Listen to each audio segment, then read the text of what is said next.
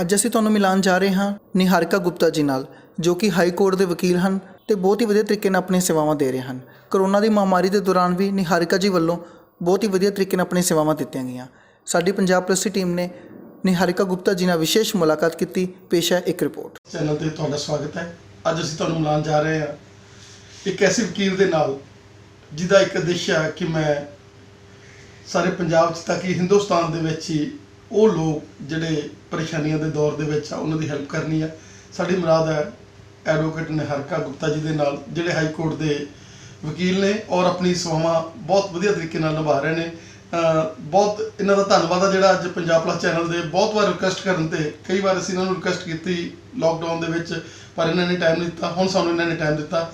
ਨਿਹਾਰਿਕਾ ਜੀ, ਤੁਹਾਡਾ ਸਵਾਗਤ ਹੈ ਸਾਡੇ ਸਪੈਸ਼ਲ ਸ਼ੋਅ 'ਚ। Thank you sir. ਤੁਹਾਡਾ ਬੜਾਪਨ ਹੈ ਕਿ ਇੰਨਾ ਤੁਸੀਂ ਬਾਰੇ ਬੋਲਿਆ ਮੇਰੇ। ਇਹਦੀ ਉਹ ਨਹੀਂ ਹੈ, ਪਰ ਹਾਂਜੀ ਮੇਰਾ ਇਹ ਉਦੇਸ਼ ਹਮੇਸ਼ਾ ਰਹਿੰਦਾ ਹੈ ਕਿ ਜਿਨ੍ਹਾਂ ਨੂੰ ਮੇਰੀ ਮਦਦ ਦੀ ਜ਼ਰੂਰਤ ਹੈ ਮੈਂ ਜ਼ਰੂਰ ਉਹਨਾਂ ਦੀ ਮਦਦ ਕਰਾਂ, ਤੇ ਜੇ ਮੈਂ ਆਪਦੀ ਨੌਲੇਜ ਨਾਲ ਕੁਝ ਵੀ ਉਹਨਾਂ ਤੱਕ ਪਹੁੰਚਾ ਸਕਦੀ ਹੈ ਤੇ ਮੈਂ ਆਪਦੇ ਆਪ ਨੂੰ ਬਹੁਤ ਲੱਕੀ ਸਮਝੂੰਗੀ ਕਿ ਮੈਂ ਉਹਨਾਂ ਦੀ ਮਦਦ ਕਰ ਸਕੀ।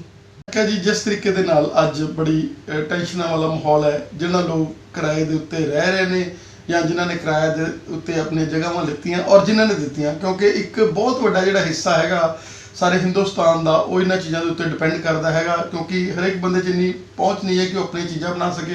ਪਰ ਇਹ ਇੰਨਾ ਵੱਡਾ ਜਿਹੜਾ ਕਰੋਨਾ ਦੀ ਮਹਾਮਾਰੀ ਜਿਹੜੀ ਸੀਗੀ 3-4 ਮਹੀਨਿਆਂ ਦੀ ਪਹਿਲਾਂ, ਉਹ ਹੁਣ ਵੀ ਕਿਉਂਕਿ ਬਿਜ਼ਨਸ ਦਾ ਜਿਹੜੇ ਬੜੇ ਡਾਊਨਫਾਲ ਚੱਲ ਰਿਹਾ ਹੈਗਾ ਹਰ ਪਾਸੇ, ਕੀ ਕਹਿਣਾ ਚਾਹੋਗੇ ਤੁਸੀਂ? ਕੀ ਮਤਲਬ ਐਜ਼ ਏ ਐਡਵੋਕੇਟ ਕੀ ਕਹਿਣਾ ਚਾਹੋਗੇ? ਦੇਖੋ, ਇਹ ਜਿਹੜਾ ਮਹਾਮਾਰੀ ਦਾ ਆਪਣਾ ਸਮੇਂ ਹੈ, ਇਹ ਸਾਰਿਆਂ ਲਈ ਬਹੁਤ ਮਾੜਾ ਸਮੇਂ ਹੈ। ਕਿਸੇ ਨੇ ਸੋਚਿਆ ਵੀ ਨਹੀਂ ਸੀ ਕਿ ਅਜਿਹਾ ਟਾਈਮ ਆਊਗਾ ਕਿ ਸਾਰੇ ਆਪਦੇ ਘਰਾਂ 'ਚ ਬੰਦ ਹੋ ਜਾਣਗੇ, ਸਾਰਿਆਂ ਦੇ ਕੰਮ ਬੰਦ ਹੋ ਜਾਣਗੇ ਤੇ ਉਹ ਆਪਦਾ ਰੈਂਟ ਵੀ ਨਹੀਂ ਦੇ ਪਾਣਗੇ। ਪਰ ਇਹ ਇਕੱਲਾ ਉਹਨਾਂ ਲਈ ਨਹੀਂ ਹੈ ਜਿਨ੍ਹਾਂ ਨੇ ਰੈਂਟ ਦੇਣਾ ਹੈ, ਇਹ ਉਹਨਾਂ ਲਈ ਵੀ ਹੈ ਜਿਨ੍ਹਾਂ ਨੇ ਲੈਣਾ ਹੈ, ਕਿਉਂਕਿ ਕਈ ਉਹਨਾਂ ਦੇ ਵੀ ਘਰ ਸਿਰਫ ਇਹਨਾਂ ਰੈਂਟ ਦੇ ਬੇਸ 'ਤੇ ਹੀ ਚੱਲਦੇ ਹੈ। ਪਰ ਇਹਦੇ 'ਚ ਇਹ ਹੈ ਕਿ ਆਪਣੇ ਲੀਗਲ ਪੁਆਇੰਟ ਦੇ ਹਿਸਾਬ ਨਾਲ 2-3 ਚੀਜ਼ਾਂ ਹੈਗੀਆਂ ਜਿਹੜੀ ਮੈਂ ਤੁਹਾਨੂੰ ਦੱਸਣਾ ਚਾਹੂੰਗੀ। ਪਹਿਲੀ ਚੀਜ਼ ਹੈਗੀ ਹੈ, ਇੱਕ ਕਲੌਜ਼ ਹੁੰਦਾ ਹੈ ਫੋਰਸ ਮਰਜਰਰ। ਤੁਹਾਨੂੰ ਮੈਂ ਪਹਿਲਾਂ ਦੱਸਦੀ ਹਾਂ ਕਲੌਜ਼ ਹੁੰਦਾ ਕੀ ਹੈ। ਫੋਰਸ ਮਰਜਰਰ ਦਾ ਮਤਲਬ ਹੈ ਕਿ ਕੋਈ ਵੀ ਐਸਾ ਇਵੈਂਟ ਹੋਵੇ ਜਾਂ ਉਹਦਾ ਇਫੈਕਟ ਹੋਵੇ ਜਿਹੜਾ ਨਾ ਹੀ ਆਪਾਂ ਦੇਖ ਸਕੀਏ ਕਿ ਆਣਾ ਹੈਗਾ ਤੇ ਨਾ ਹੀ ਉਹ ਆਪਣੇ ਕੰਟਰੋਲ 'ਚ ਹੈਗਾ, ਉਹਦੇ ਬਾਰੇ ਆਪਾਂ ਕੁਝ ਨਹੀਂ ਕਰ ਸਕਦੇ। ਤੇ ਆਪਣੇ ਕੰਟਰੈਕਟ ਜਦੋਂ ਆਪਾਂ ਇੱਕ ਰੈਂਟ ਕੰਟਰੈਕਟ ਬਣਾਉਂਦੇ ਆ, ਲੀਜ਼ ਕੰਟਰੈਕਟ ਬਣਾਉਂਦੇ ਆ, ਉਹਦੇ ਵਿੱਚ ਕਈ ਜਾਣੇ ਇਹ ਕੰਟਰੈਕਟ ਪਾਉਂਦੇ ਆ। ਇਹ ਕੰਟਰੈਕਟ ਦੇ ਵਿੱਚ ਇਹ ਪੁਆਇੰਟ ਆਉਂਦਾ ਹੈ ਫੋਰਸ ਮਰਜਰਰ। ਤੁਸੀਂ ਕਈ ਵਾਰ ਸੁਣਿਆ ਹੋਊਗਾ। ਇਹ ਫੋਰਸ ਮਰਜਰ ਇਕੱਲਾ ਇਹ ਵਰਡ ਨਹੀਂ, ਇਹਦੀ ਹੋਰ ਵੀ ਬਹੁਤ ਪ੍ਰਕਾਰਾਂ ਨਾਲ ਉਹਦੇ 'ਚ ਪਾਇਆ ਜਾਂਦਾ ਹੈ। ਤੇ ਇਹਦਾ ਮਤਲਬ ਇਹ ਹੈ ਕਿ ਜੇ ਕੰਟਰੈਕਟ ਤੁਹਾਡੇ ਵਰਡ ਹੈਗੇ ਤੇ ਜਿਨ੍ਹਾਂ ਨੇ ਰੈਂਟ ਦੇਣਾ ਹੈ, ਜਿਨ੍ਹਾਂ ਕੋਲ ਲੈਸੀ ਹੈ ਜੋ, ਉਹਨਾਂ ਨੂੰ ਇਹ ਪ੍ਰੋਟੈਕਟ ਕਰਦਾ ਹੈ। ਇਹ ਕੰਟਰੈਕਟ ਬਣਾਉਣ ਲੱਗੇ ਦੋਨੋਂ ਪਾਰਟੀਜ਼ ਇਹ ਪਾਉਂਦੀਆਂ ਵਿੱਚ ਕਿ ਜੇ ਐਸੀ ਕੋਈ ਵੀ ਮਹਾਮਾਰੀ ਆਉਂਦੀ ਹੈ ਜਿਹੜੀ ਐਕਟ ਆਫ ਨੇਚਰ ਹੋਵੇ ਜਾਂ ਐਕਟ ਆਫ ਪੀਪਲ ਹੋਵੇ, ਕੁਝ ਵੀ ਹੋ ਸਕਦਾ ਹੈ, ਤੇ ਇਹ ਕਲੌਜ਼ ਦੇ ਹਿਸਾਬ ਨਾਲ ਉਹ ਡਿਸਾਈਡ ਕਰਦੇ ਕਿ ਜੇ ਕਦੇ ਅਜਿਹਾ ਟਾਈਮ ਆਵੇ ਤੇ ਅਸੀਂ ਇਹ ਕਰ ਸਕਦੇ ਕਿ ਅਸੀਂ ਜਾਂ ਤਾਂ ਰੈਂਟ ਹੀ ਨਹੀਂ ਦੇਵਾਂਗੇ ਉਹਨੇ ਮਹੀਨਿਆਂ ਦਾ, ਜਾਂ ਅਸੀਂ 1/3 ਦੇਵਾਂਗੇ ਜਾਂ ਅੱਧਾ ਦੇਵਾਂਗੇ। ਉਹ ਉਹਨਾਂ ਦੋਨਾਂ ਦੀ ਸਮਝਦਾਰੀ ਉੱਤੇ ਹੈ। ਪਰ ਹਾਂ, ਇਹ ਉਦੋਂ ਹੀ ਲਾਗੂ ਹੋਏਗਾ ਜਦੋਂ ਕੰਟਰੈਕਟ ਦੇ ਵਿੱਚ ਇਹ ਪੁਆਇੰਟ ਉਹਨਾਂ ਨੇ ਦਿੱਤਾ ਹੋਇਆ। ਤੇ ਹੁਣ ਦੂਜੇ ਪਾਸੇ ਆਪਾਂ ਆ ਜਾਂਦੇ ਹਾਂ ਕਿ ਆਪਾਂ ਕੰਟਰੈਕਟ ਬਣਾ ਲਿਆ ਪਰ ਉਹਦੇ 'ਚ ਇਹ ਪੁਆਇੰਟ ਨਹੀਂ ਹੈਗਾ, ਪਰ ਕੰਟਰੈਕਟ ਹੋਣਾ ਜ਼ਰੂਰੀ ਹੈ। ਉਹਦੇ 'ਚ ਕੰਟਰੈਕਟ ਐਕਟ ਦੇ ਵਿੱਚ ਇੱਕ ਹੋਰ ਸੈਕਸ਼ਨ ਹੈਗਾ, ਸੈਕਸ਼ਨ 56, ਉਹ ਉਹਨੂੰ ਕਵਰ ਕਰਦਾ। ਪਰ ਉਹਦੇ ਲਈ 2 ਪੁਆਇੰਟ ਹੈਗੇ ਹੈ ਕਿ ਉਹ ਸਿਰਫ ਉਦੋਂ ਹੀ ਕਵਰ ਕਰੇਗਾ ਜਦੋਂ ਕੁਝ ਪਾਰਟ ਆਫ ਕੰਟਰੈਕਟ ਤੁਸੀਂ ਹਜੇ ਵੀ ਐਗਜ਼ੀਕਿਊਟ ਕਰਨਾ ਹੈ, ਉਹ ਹਜੇ ਵੀ ਪਰਫਾਰਮ ਹੋਣ ਵਾਲਾ ਹੈ। ਜੇ ਉਹ ਪੂਰਾ ਹੀ ਪਰਫਾਰਮ ਹੋ ਗਿਆ, ਜਿਵੇਂ ਇੱਕ ਲੀਸ ਹੈ, ਕਿਸੇ ਨੇ 3 ਸਾਲ ਦੀ ਲੀਸ ਲੈ ਲਈ ਤੇ ਉਹਨੇ ਆਲਰੇਡੀ ਰਾਈਟਸ ਆਪਦੇ ਟ੍ਰਾਂਸਫਰ ਕਰਤੇ, ਫਿਰ ਉਹ ਇਹਦੇ 'ਚ ਫਾਲ ਨਹੀਂ ਕਰੇਗਾ। ਤੇ ਹੁਣ ਜੇ ਮੈਂ ਤੁਹਾਨੂੰ ਇੱਕ ਸਿੰਪਲ ਜਿਹਾ ਐਗਜ਼ਾਮਪਲ ਦਿੰਨੀ ਹੈ ਕਿ 2 ਬਿਜ਼ਨਸਮੈਨ ਹੈ, ਇੱਕ ਨੇ ਆਪਦਾ ਸਮਾਨ ਵੇਚਣਾ, ਦੂਜੇ ਨੇ ਲੈਣਾ ਹੈ। ਉਹਨਾਂ ਦੇ ਵਿੱਚ ਕੰਟਰੈਕਟ ਹੋ ਗਿਆ ਕਿ ਦਿੱਲੀ ਤੋਂ ਸਮਾਨ ਚੰਡੀਗੜ੍ਹ ਆਏਗਾ, ਕਿ ਅੱਜ ਸ਼ਾਮੀ ਅਸੀਂ ਤੁਹਾਡਾ ਸਮਾਨ ਇੱਥੋਂ ਭੇਜ ਦਾਂਗੇ। ਪਰ ਦੁਪਹਿਰੇ ਲੋਕਡਾਊਨ ਦਾ ਨੋਟੀਫਿਕੇਸ਼ਨ ਆ ਗਈ। ਹੁਣ ਦੋਨਾਂ ਦੀ ਗਲਤੀ ਨਹੀਂ ਹੈਗੀ, ਉਹ ਸਮਾਨ ਭੇਜ ਨਹੀਂ ਸਕਦੇ ਕਿਉਂਕਿ ਕੰਪਲੀਟ ਲੋਕਡਾਊਨ ਹੈ, ਉੱਥੇ ਨਹੀਂ ਹੋ ਸਕਦਾ, ਸਮਾਨ ਪਹੁੰਚਿਆ ਨਹੀਂ। ਅੱਗੇ ਉਹਨਾਂ ਦੀ ਜਿਹੜੀ ਮਰਜ਼ੀ ਕਮਿਟਮੈਂਟ ਹੋਏ, ਇਹਦੇ ਵਿੱਚ ਉਹ ਪਾਰਟੀਜ਼ ਆਪਦਾ ਕੰਟਰੈਕਟਸ ਕਰ ਸਕਦੀਆਂ, ਕੋਰਟ ਨੂੰ ਅਪਰੋਚ ਕਰ ਸਕਦੀਆਂ ਕਿ ਸਾਡੀ ਕੋਈ ਗਲਤੀ ਨਹੀਂ ਸੀ। ਇੱਕ ਐਸਾ ਆ ਗਿਆ ਸਮਾਂ ਕਿ ਨਾ ਤੁਹਾਡੇ ਕੰਟਰੋਲ ਸੀ ਨਾ ਸਾਡੇ ਕੰਟਰੋਲ ਸੀ, ਹੁਣ ਇਸ ਤੋਂ ਸਾਨੂੰ ਪ੍ਰੋਟੈਕਟ ਕੀਤਾ ਜਾਏ। ਉਹਦੇ 'ਚ ਇੱਕ ਪਰਫਾਰਮੈਂਸ ਹੈਗੀ ਜਿਹੜੀ ਹਜੇ ਵੀ ਪਰਫਾਰਮ ਹੋਣੀ ਬਾਕੀ ਸੀ, ਇਸ ਲਈ ਉਹਦੇ 'ਚੋਂ ਫਾਲ ਕਰੇਗਾ। ਲੀਸਿਸ ਇਹਦੇ 'ਚ ਫਾਲ ਨਹੀਂ ਕਰਨਗੀਆਂ।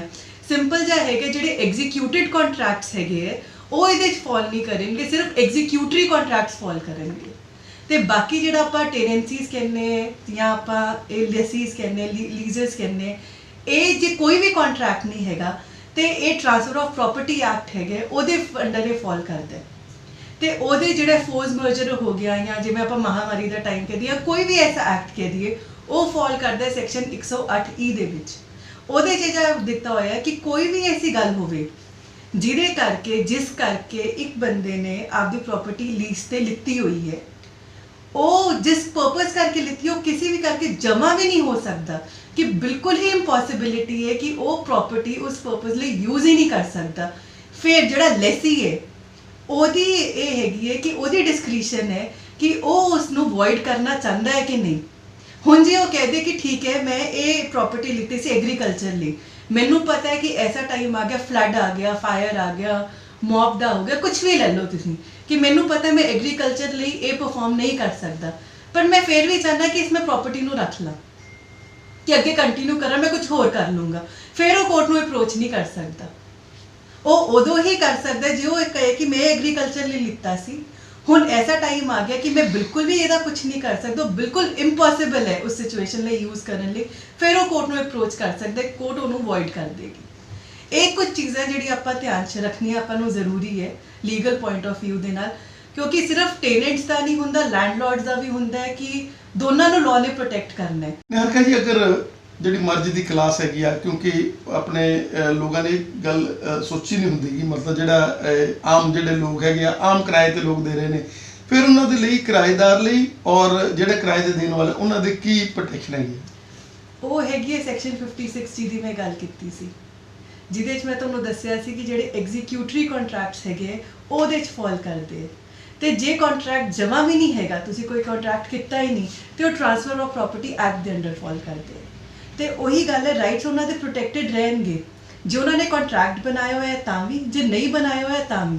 ਪਰ ਕੋਰਟ ਇਹ ਚੀਜ਼ ਦੇਖੇਗੀ ਕਿ ਜੇ ਉਹ ਜਿਹੜੀ ਚੀਜ਼ ਤੁਹਾਡੇ ਤੋਂ ਮੰਗ ਰਹੇ ਹੈ ਉਹ ਵੈਲਿਡ ਹੈ ਜਾਂ ਨਹੀਂ, ਕਿਤੇ ਆਏ ਨਾ ਹੋਏ ਕਿ ਕਿਸੇ ਦਾ ਨਜਾਇਜ਼ ਫਾਇਦਾ ਹੋ ਜਾਏ ਤੇ ਕਿਸੇ ਦਾ ਨਜਾਇਜ਼ ਨੁਕਸਾਨ ਹੋ ਜਾਏ। ਉਹ ਚੀਜ਼ ਨੂੰ ਦੇਖ ਕੇ ਫਿਰ ਕੋਰਟ ਆਪਦਾ ਫੈਸਲਾ ਦੇਗੀ। ਹਾਂ, ਪਰ ਜਿਹੜੀ ਤੁਹਾਡੀ ਗੱਲ ਹੈ ਕਿ ਜੇ ਕਿਸੇ ਨੇ ਕੰਟਰੈਕਟ ਫੋਰਸ ਮਰਜਰ ਦਾ ਕਲੌਜ਼ ਨਹੀਂ ਪਾਇਆ ਹੋਇਆ, ਫਿਰ ਵੀ ਜੋ ਕੋਰਟ ਨੂੰ ਅਪਰੋਚ ਕਰ ਸਕਦਾ ਹੈ ਕਿ ਨਹੀਂ ਉਹ ਪ੍ਰੋਟੈਕਟਡ ਹੈ ਨਹੀਂ, ਉਹ ਬਿਲਕੁਲ ਪ੍ਰੋਟੈਕਟਡ ਹੈ। ਮੈਂ ਇਕੱਲੇ ਕਿਰਾਏਦਾਰਾਂ ਦੇ ਲਈ ਨਹੀਂ ਕਹਿ ਰਿਹਾ, ਮੈਂ ਇਹ ਕਹਿ ਰਿਹਾ ਕਿ ਮਾਲਕਾਂ ਦੇ ਲਈ, ਕਿਉਂਕਿ ਮਾਲਕ ਵੀ ਬੜੇ ਪਰੇਸ਼ਾਨੀਆਂ ਦੇ ਦੌਰ ਦੇ ਵਿੱਚ ਆ, ਕਿਉਂਕਿ ਜਿਨ੍ਹਾਂ ਨੂੰ ਉਹਨਾਂ ਨੇ ਕਿਰਾਏ ਤੇ ਦਿੱਤਾ, ਕਈਆਂ ਲੋਕਾਂ ਦਾ ਜਿਹੜਾ ਸਾਧਨ ਹੀ ਉਹ ਕਿਰਾਇਆ ਹੈਗਾ, ਉਹ ਵੀ ਬੜੇ ਪਰੇਸ਼ਾਨ। ਬਿਲਕੁਲ, ਇਹ ਦੋਨੋਂ ਹੀ ਪ੍ਰੋਟੈਕਟਡ ਹੈ, ਇਕੱਲੇ ਕਿਰਾਏਦਾਰ ਨਹੀਂ, ਲੈਂਡਲॉर्ड्स ਵੀ ਨਾਲ ਹੀ ਪ੍ਰੋਟੈਕਟਡ ਹੈ। ਜਿਹੜੇ ਟੈਨੈਂਟਸ ਦੀ, ਲੈਂਡਲॉर्ड्स ਦੋਨਾਂ ਦੀ ਹੀ ਪ੍ਰੋਟੈਕਸ਼ਨ ਵਿੱਚ ਫਾਲ ਕਰਦੀ ਹੈ। ਦੋਨਾਂ ਦੀ ਹੀ ਗੱਲਾਂ ਸੁਣ ਕੇ ਫਿਰ ਹੀ ਕੋਰਟ ਫੈਸਲਾ ਲਏਗਾ ਕਿ ਕਿਹਦਾ ਨੁਕਸਾਨ ਹੋ ਰਿਹਾ ਤੇ ਕਿਸ ਦਾ ਫਾਇਦਾ ਹੋ ਰਿਹਾ। ਨਿਹਾਰਿਕਾ ਜੀ, ਆਮ ਤੌਰ ਤੇ ਅਸੀਂ ਇਹ ਦੇਖਿਆ ਕਿ ਪੰਜਾਬ ਦੇ ਜਿਹੜੇ ਲੋਕ ਆ ਜਾਂ ਹਿੰਦੁਸਤਾਨ ਦੇ ਲੋਕ ਆ, ਪ੍ਰੋਪਰਟੀ ਆਪਣੀਆਂ ਪਈਆਂ, ਲੇਕਿਨ ਜਦੋਂ ਪ੍ਰੈਜ਼ੈਂਟ ਸੈਨਰੀਓ ਹੈਗਾ ਜਿਹਦੇ 'ਚ ਬੜੀ ਪਰੇਸ਼ਾਨੀ ਆਉਂਦੀ ਹੈਗੀ ਆ ਖਾਲੀ ਕਰਾਉਣ ਦੀ, ਉਹ ਬਹੁਤ ਮਤਲਬ ਪਜਲਿੰਗ ਸਿਚੁਏਸ਼ਨਸ ਆ ਕਿ ਇੱਕ ਆਮ ਬੰਦੇ ਨੇ ਜਿਹਨੇ ਕੋਲ ਪ੍ਰੋਪਰਟੀ ਹੈਗੀ, ਅਗਰ ਉਹਨੇ ਅੱਜ ਕਿਰਾਏ ਤੇ ਦੇਣੀ ਹੈ, ਕੀ ਅੱਜ ਕਾਨੂੰਨ ਜਿਹੜੇ ਹੈਗੇ ਆ ਇੰਨੇ ਵਧੀਆ ਬਣ ਗਏ ਕਿ ਜਿਹਦੇ 'ਚ ਆਮ ਸ਼ਰੀਫ ਬੰਦੇ ਦੇ ਲਈ ਵੀ ਜਿਹੜਾ ਹੈਗਾ ਸਰਵਾਈਵ ਹੋਵੇ? ਬਿਲਕੁਲ, ਇਹ ਬਿਲਕੁਲ ਸਹੀ ਗੱਲ ਹੈ। ਲਾਜ਼ ਬਹੁਤ ਚੇਂਜ ਹੋਏ ਹੈ, ਬਹੁਤ ਅਮੈਂਡਮੈਂਟਸ ਆਈ ਹੈ ਤੇ ਉਹ ਲਾਜ਼ ਨਾਲ ਲੈਂਡਲॉर्ड ਜ਼ਿਆਦਾ ਪ੍ਰੋਟੈਕਟਡ ਹੈ। ਹੁਣ ਅੱਗੇ ਜਿਵੇਂ ਹੁੰਦਾ ਸੀ ਕਿ ਕਿਸੇ ਨੇ ਆਪਣੀ ਪ੍ਰਾਪਰਟੀ ਕਿਰਾਏ ਤੇ ਦੇਣੀ, ਉਹ 100 ਵਾਰ ਸੋਚਦਾ ਸੀ ਕਿ ਮੈਂ ਦੇਵਾਂ ਜਾਂ ਨਾ ਦੇਵਾਂ, ਕੱਲ ਕਬਜ਼ਾ ਨਾ ਹੋ ਜੇ। ਅੱਜ ਕੱਲ੍ਹ ਅਜੇ ਕੋਈ ਸਿਚੁਏਸ਼ਨ ਨਹੀਂ ਹੈ, ਲਾਜ਼ ਇੰਨੇ ਸਟਰੋਂਗ ਹੈ ਕਿ ਕੋਈ ਐਸਾ ਜੇ ਕਰਨ ਦੀ ਸੋਚਦਾ ਵੀ ਹੈ ਤੇ ਕੋਰਟਸ ਉਹਨਾਂ ਲਈ ਬੈਠੀ ਹੈ। ਮਤਲਬ ਤੁਹਾਡਾ ਕਿ ਇਹ ਜਿਹੜੀਆਂ ਚੀਜ਼ਾਂ ਹੈਗੀਆਂ ਕਿਰਾਏਦਾਰ ਦੇ ਲਈ ਵੀ ਮਤਲਬ ਤੇ ਔਰ ਮਕਾਨ ਮਾਲਕ ਦੇ ਲਈ ਵੀ, ਦੋਨਾਂ ਲਈ ਮਤਲਬ ਬਹੁਤ ਪੋਜ਼ਿਟਿਵਲੀ। ਹੁਣ ਇਹ ਨਹੀਂ ਹੈ ਕਿ ਬਹੁਤ ਲੰਬੇ ਫੈਸਲੇ ਜਿੱਦਾਂ ਮਤਲਬ ਤਰੀਕ ਤੇ ਤਰੀਕ ਮਤਲਬ ਉਹ ਵਾਲੀਆਂ ਗੱਲਾਂ ਨਹੀਂ, ਹੁਣ ਮਤਲਬ ਜਲਦੀ ਇਹਨਾਂ ਚੀਜ਼ਾਂ ਨੂੰ ਮਤਲਬ ਹੁੰਦੇ। ਹਾਂਜੀ, ਹੁਣ ਉਹਨਾਂ ਨੇ ਡਿਊਰੇਸ਼ਨ ਬਹੁਤ ਘਟਾਤੀ ਹੈ। ਤੁਸੀਂ ਕੋਰਟ ਨੂੰ ਅਪਰੋਚ ਕਰੋ, ਕੋਰਟ ਬਹੁਤ ਹੀ ਫਾਸਟ ਫਾਰਵਰਡ ਤਰੀਕੇ ਨਾਲ ਤੁਹਾਡੇ ਕੇਸਿਸ ਸੁਣਦੀ ਹੈ।